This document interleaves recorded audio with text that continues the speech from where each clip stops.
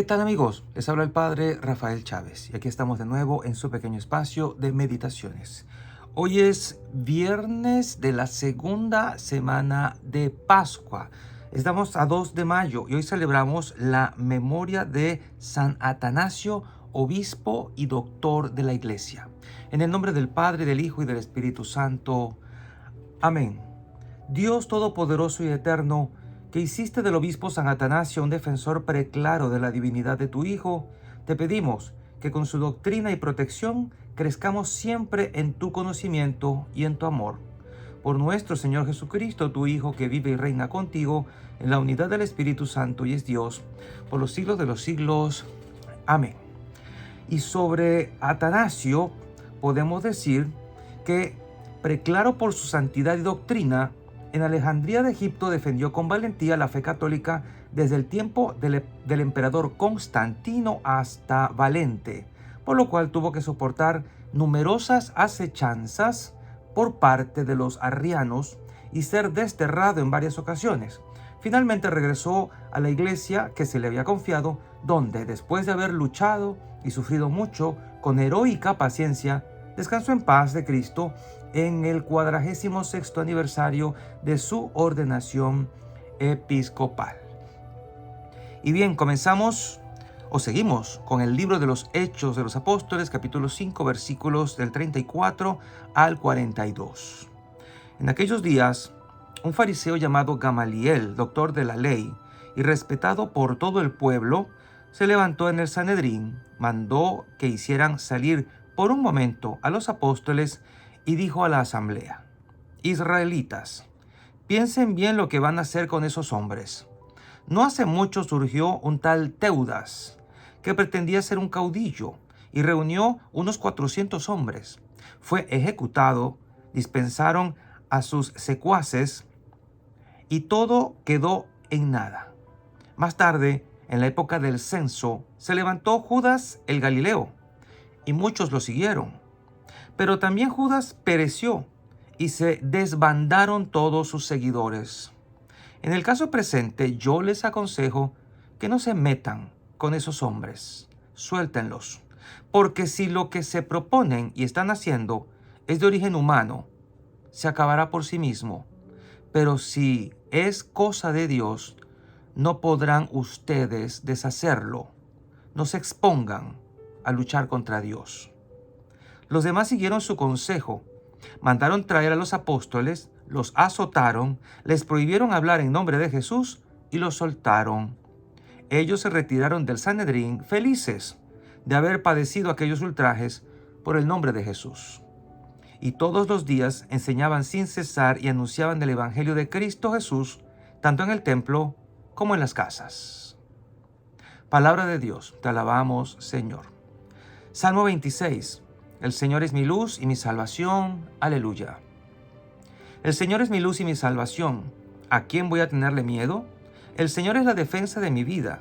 ¿Quién podrá hacerme temblar? El Señor es mi luz y mi salvación. Aleluya. Lo único que pido, lo único que busco, es vivir en la casa del Señor toda mi vida, para disfrutar las bondades del Señor y estar continuamente en su presencia. El Señor es mi luz y mi salvación. Aleluya. La bondad del Señor espero ver en esta misma vida. Ármate de valor y fortaleza, y en el Señor confía. El Señor es mi luz y mi salvación. Aleluya. Y el Evangelio de hoy está tomado de Juan, capítulo 6, versículos del 1 al 15. En aquel tiempo, Jesús se fue a la otra orilla del mar de Galilea, o lago de Tiberíades. Lo seguía mucha gente, porque habían visto los signos que hacía curando a los enfermos. Jesús subió al monte y se sentó allí con sus discípulos. Estaba cerca la Pascua, festividad de los judíos. Viendo Jesús que mucha gente lo seguía, le dijo a Felipe: ¿Cómo compraremos pan para que coman estos? Le hizo esta pregunta para ponerlo a prueba, pues él bien sabía lo que iba a hacer. Felipe le respondió: Ni 200 denarios de pan bastarían para que a cada uno le tocara un pedazo de pan. Otro de sus discípulos, Andrés, el hermano de Simón Pedro, le dijo: Aquí hay un muchacho que trae 5 panes de cebada y 2 pescados. Pero ¿qué es eso para tanta gente? Jesús le respondió, díganle a la gente que se siente. En aquel lugar había mucha hierba. Todos pues se sentaron ahí, y tan solo los hombres eran unos 5,000. Enseguida tomó Jesús los panes, y después de dar gracias a Dios, se los fue repartiendo a los que se habían sentado a comer. Igualmente les fue dando de los pescados, todo lo que quisieron. Después de que todos se saciaron, dijo a sus discípulos, recojan los pedazos sobrantes, para que no se desperdicien. Los recogieron, y con los pedazos que sobraron de los 5 panes, llenaron 12 canastos. Entonces la gente, al ver el signo que Jesús había hecho, decía, este es en verdad el profeta que habría de venir al mundo. Pero Jesús, sabiendo que iban a llevárselo para proclamarlo rey, se retiró de nuevo a la montaña, él solo. Palabra del Señor. Gloria a ti, Señor Jesús. Y bien, el Evangelio de Juan está lleno de simbolismos. El pasaje que acabamos de escuchar concluye la historia del milagro de la multiplicación de los panes y de los peces. Tras alimentar a la multitud con solo 5 panes de cebada y 2 pescados, lograron llenar 12 cestas de mimbre con lo que sobró. ¿A qué se debió el sobrante? San Agustín, al comentar este pasaje, explica que Jesús proveyó más de lo que la gente podía comer como una forma de representar simbólicamente verdades espirituales que estaban más allá de lo que la multitud podía comprender. Así las enseñanzas de Jesús nutrieron espiritualmente a la multitud hasta el punto de que quedaron plenamente satisfechas. Pero aunque la multitud en general estaba satisfecha con lo que Jesús enseñaba, aún había mucho más que enseñar.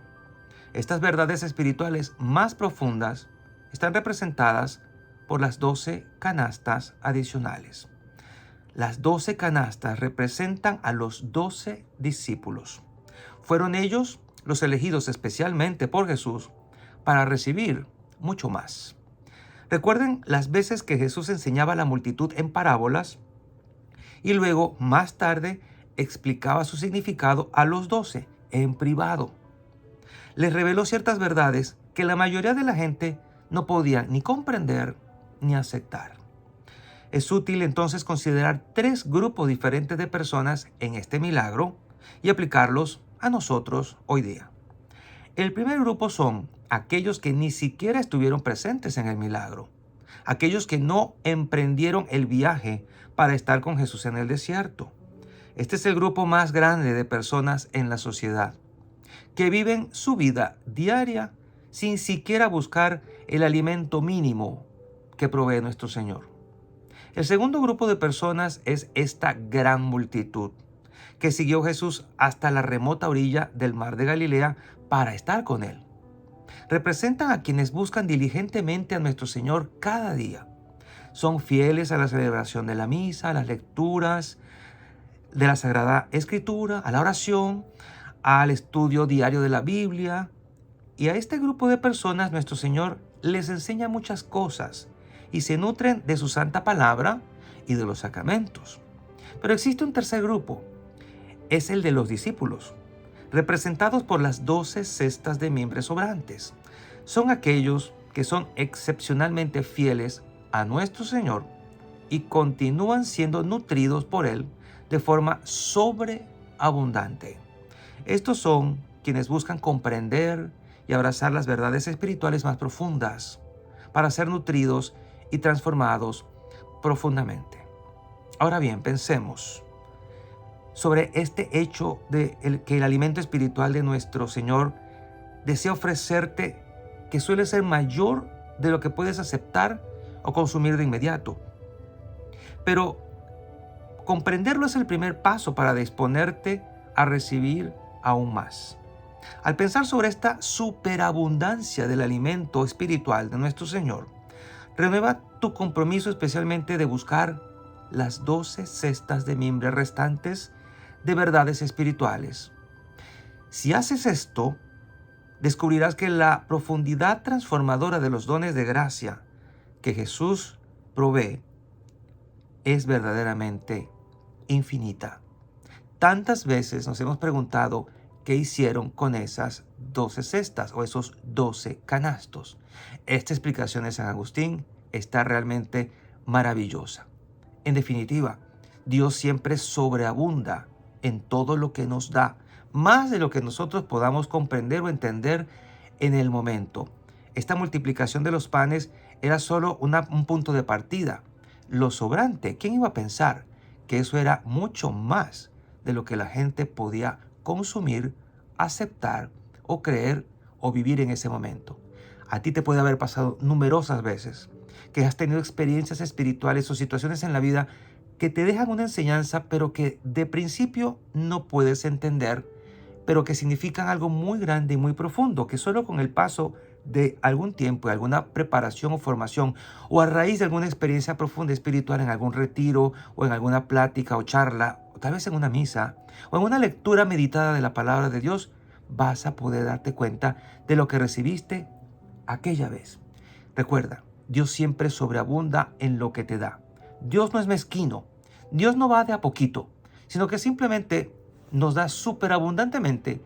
Mas, sin embargo, nosotros vamos tomando lo que podemos asimilar una cosa por vez. Y la bendición de Dios Todopoderoso, Padre, Hijo y Espíritu Santo, descienda sobre cada uno de ustedes y les acompañe siempre. Y seguiremos en contacto, si Dios lo permite, a través de este canal. Chao, chao.